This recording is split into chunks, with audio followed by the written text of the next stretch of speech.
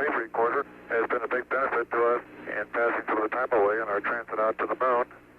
And it's rather odd to see it floating like this in Odyssey while it's playing the theme from 2001. April 13th, 1970. The mood could only be described as relaxed. Apollo 13, man's fifth lunar mission. The third, scheduled to land on the moon, continued its tranquil coast. This is the crew of Apollo 13. Wishing everybody there a nice evening, and we're just about ready to close out our inspection of Aquarius and get back to a pleasant evening in Odyssey. Good night. Okay, Houston, we've had a problem here. This is Houston. Say again, please. Yes, sir. Houston, we've had a problem. We've had a main B bus undervolt. Roger, main B undervolt. Okay, stand by, 13. We're looking at it.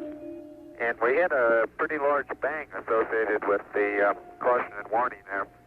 And as I recall, main B was the one that had a amp spike on it once before. In the interim here, we're starting to go ahead and button up the tunnel again. April 11th, 1970. Launch day. The crew, he had orbited the moon Christmas 1968 on Apollo 8. Fred Hayes, his first time up, lunar module pilot. Jack Swigert, command module pilot. 3 days ago, he was on the backup crew. Now he replaced Ken Mattingly. Mattingly had been dropped from the mission because he had been exposed to German measles. He would watch the launch from Houston. The sensation I had, that I had felt a vibration accompanying the bang, not a large vibration or shudder. Is there any kind of leads we can give them? Are we looking at instrumentation, or we got a real problem, or what? We're reading 0 N2 pressure in fuel cell 1 and 13 psi on fuel cell 3 O2 pressure. Okay, Barrett, what do you want to do? Open circuit fuel cell 1 and 3? That's firm flight. Shut down the reactance valve, and I ask for reconfirmation, since when you do that, it's sort of irreversible. If you shut one of these things down, they only can be restarted from ground support equipment. Yeah, that's because of the AC. And it looks to me, looking out the hatch, that we are venting something. We are venting something out into space. Okay, let's everybody think of the kind of things we'd be venting. GNC, you got anything that looks abnormal in your system? Negative flight. How about you, Ecom? You see anything that, with the instrumentation you got, that could be venting? That's a firm flight. Let me look at the system flight as far as the venting is concerned. Okay, let's start scanning. Here is a bulletin from ABC News. The Apollo 13 spacecraft has had a serious power supply malfunction that could cause the lunar landing mission to be terminated early. I assume you've called in your backup ECOMs? Flight, say again? Have you called in your backup ECOMs now? See if we can get some more brain power in this We thing? got one here. Roger. At the moment, the astronauts are continuing to try to isolate their trouble. A late report says the spacecraft now is operating on battery power alone. All unnecessary equipment is being turned off. Okay, now let's everybody keep cool. We got the LEM still attached. The LEM spacecraft's good, so if we need to get back home, we got a LEM to do a good portion of it with. Okay, let's make sure that we don't do anything that's going to blow our CSM electrical power with the batteries, or that will cause us to lose the main or the fuel cell number 2. Okay, we want to keep the O2 and that kind of stuff working. We'd like to have RCS, but we got the command module system, so we're in good shape if we need to get home. Let's solve the problem, but let's not make it any worse by guessing. My concern was increasing all the time. It went from, I wonder what this is going to do to the landing, to I wonder if we can get back home again. Okay, Com, I'm coming back to you. Flight. Go ahead. I think the best thing we can do right now is start a power down. Right about then, it was quite apparent to me that it was just a question of time that the command module was going to be dead. You don't want to get fuel cell pumps off, do you? We can do that on fuel cell number 1 flight. Okay, well, let's make sure we don't blow the whole mission. The thing that concerns me is throwing equipment. We had a problem. We don't know the cause of the problem. Flight, I've got a feeling we've lost 2 fuel cells. I hate to put it that way, but I don't know why we've lost him. It doesn't all tag up. Network from Flight. Flight network. Bring me up another computer in the RTCC, will you? We got one machine on the RTCC, and we got dual CPs downstairs. Okay, I want another machine up in the RTCC, and I want a bunch of guys capable of running D-logs down there. Roger that. What all this means is only speculation at this point. First, though there has been some tumbling or rotation of the spacecraft, the astronauts do not appear to be in any immediate danger. I'll tell you what, GNC, can you get somebody in the back room to try to figure out what the equivalent delta V is we're getting, so that we can see if we can backtrack to see if we can figure out what's venting. Roger, we'll give it a try, Flight. Okay? When I looked up and saw both oxygen pressures, one absolutely zero and the other one going down, it dawned on me, and I'm sure Jack and Fred about the same time, that we were indeed in serious trouble. The only way to survive the situation was to transfer to the LEM. Flight Econ. Go ahead, Econ. The pressure in O2 tank 1 is all the way down to 297. We better think about getting in the LEM or using the LEM systems. I'd say this is as serious a situation as we have ever had in manned spaceflight. We've always called the LEM a good lifeboat under those circumstances. If at any time in the mission, however, the LEM had separated and we had gotten ourselves into a rendezvous situation or the command module being around the moon, then what you state is absolutely true. It would be a fatal situation. Tell me you from Flight. Go ahead, Flight. I want you to get some guys figuring out minimum power in the LEM to sustain life. The accident had occurred 200,000 miles from Earth. Lovell, Swigert, and Hayes. Since the command module was dead, except for the oxygen and power hoarded for reentry, the guidance platform of Aquarius, designed to land on and take off from the moon, would have to be used. The first milestone, and I consider this after the accident, I guess, more or less the survival now. The first milestone was to get alignment on the LEM platform. Alignments are important, you know, because without knowing exactly which way the attitude of a spacecraft is in space, there's no way to tell how to burn or how to use the engines of that spacecraft to get the proper trajectory to come home. The position we are now on the Earth-Moon plane, we have to go around the moon to get back if we're going to use the DIPS engine. You would have had enough capability with the SPS engine, but of course we don't dare use that now. So we have to go to the back side of the moon and come back. To get into the correct orbit around the moon, the crew had burned out of a trajectory that would automatically bring them back to Earth. They would have to get back onto a safe course toward Earth. He needs to put his throttle to min also, Flight. Throttle to min? Yes, he's at 29% now, roughly. This maneuver, again, was completed on time, and because it was a manual burn, we had a three-man operation. Jack would take care of the time. He'd tell us when to light off the engine, when to stop it. Fred handled pitch maneuver, I handled the roll maneuver, and I pushed the buttons to start and stop the engines. Aquarius, and you go for the burn.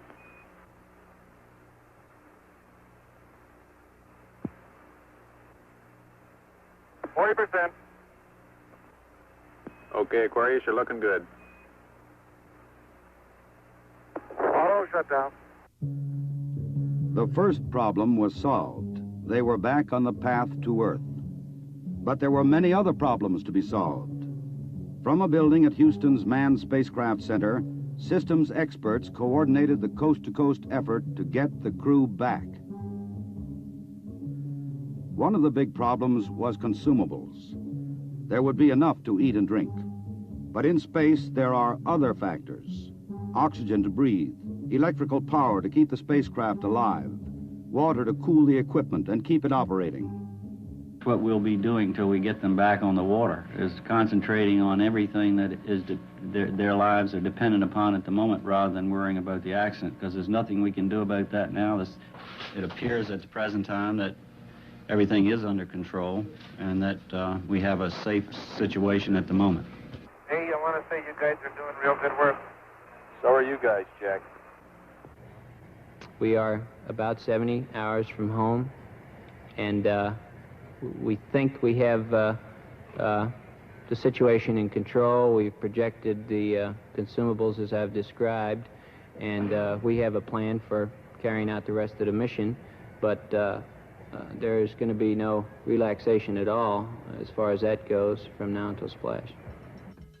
There was a key decision to be made before Apollo 13 went behind the moon.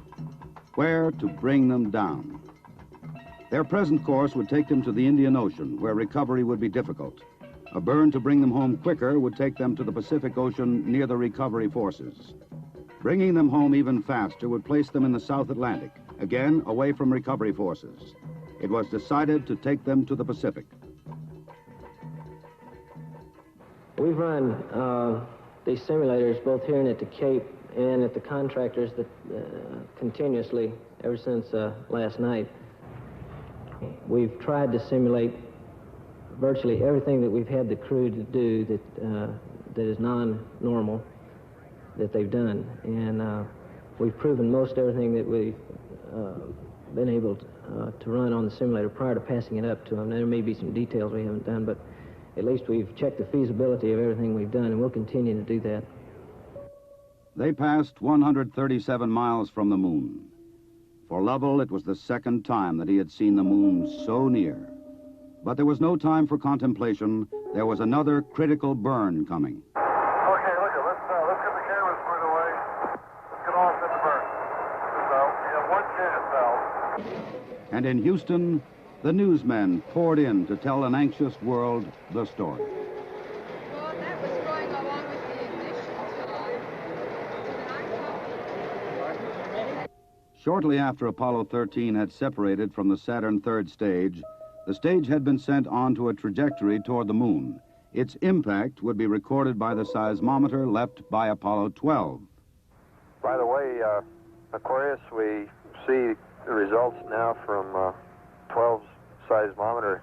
Looks like your booster just hit the moon and it's rocking it a little bit. Over. Well, at least something worked on this flight. I'm sure glad we didn't have a limb impact, too. Jim, you go for the burn. Go for the burn. Roger, understand. Go for the burn.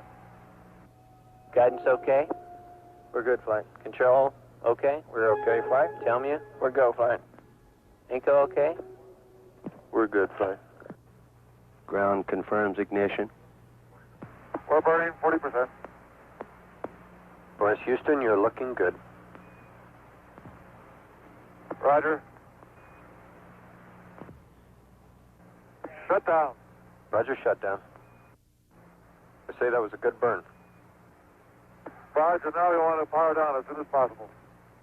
Understand. To conserve the electric power and cooling water, the crew shut down all but the vital, life-sustaining systems of the LEM. I think the LEM spacecraft's in excellent shape, and I think it's fully capable of getting the crew back. I think, as we have found before, every time we've put the LEM spacecraft to a test, it's always done much more than it was guaranteed to do, and I think this is a good case in point.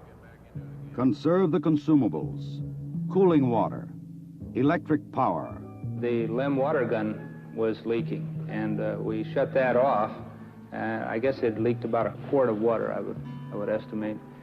But it took me about 2 days to get my feet dry, and of course, I think you were all aware that the temperatures were going down in both vehicles, and it's made for very chilly feet for a couple days.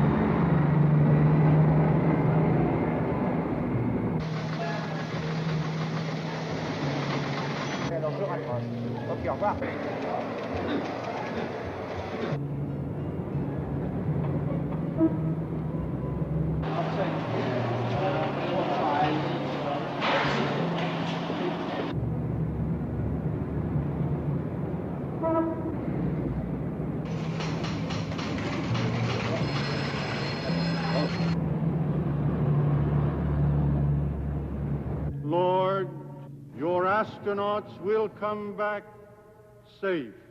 If I may be serious for one moment and ask the entire audience for a moment of prayer for the crewmen of the Apollo 13. We'll hold silence for a moment, please.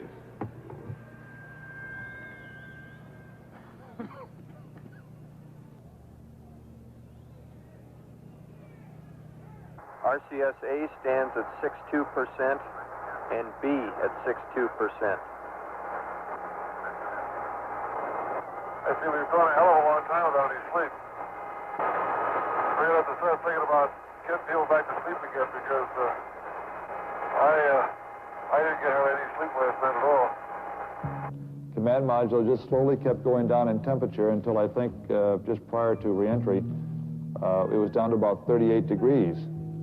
And along with that, it was a sort of a chilling coldness. The walls were perspiring, the windows were completely wet, and it wasn't too healthy. I recall that we went in there to get some hot dogs one day, and it was like reaching into the freezer for the food.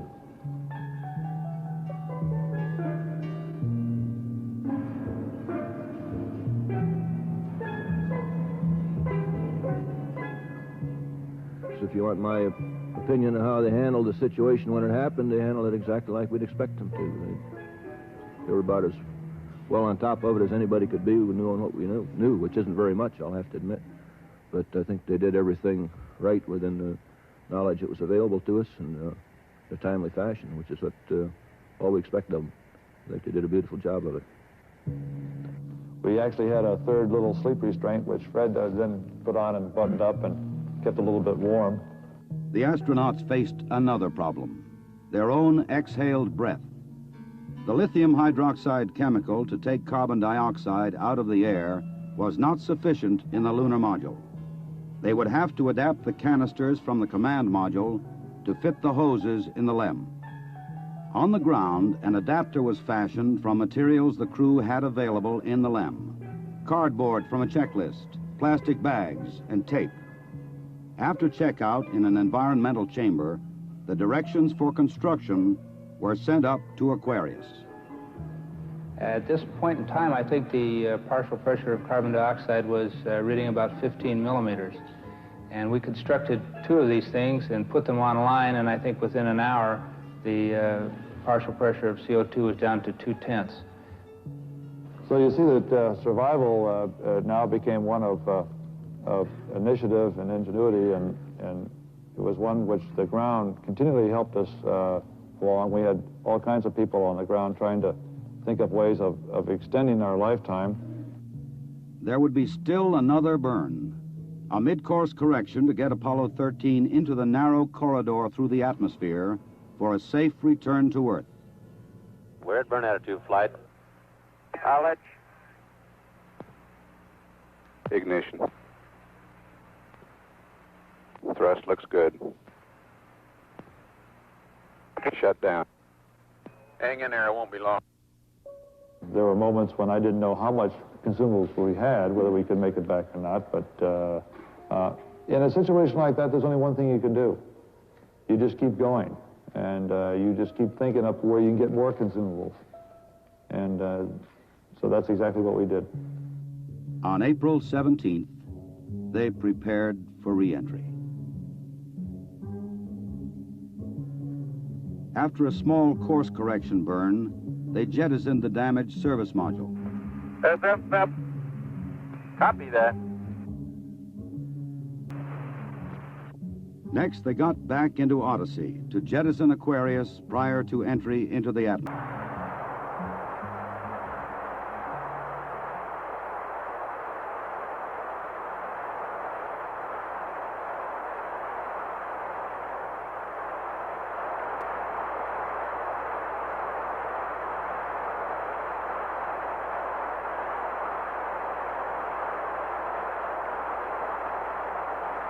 Odyssey, Houston, standing by, over. Okay, go. Show you on the mains. It really looks great. Apollo 13, this is recovery, over. They're going through 5,000. Under Apollo 13, this is recovery, and your chutes look good. Apollo 13, this is recovery. We observed your RCS burn, over. The recovery, Apollo 13 is descending. Displaced in the water. 0 degrees, magnetic 3.5 miles. Zero, Lima. Zero, roger. This 401, the command module is stable 1 at this time. So riding comfortably. The vertical axis are approximately 15 degrees. Swim 1, you're clear to get the position for 3 the other 2 years. Swim 1, roger. Okay, swim 2, you win lap 270.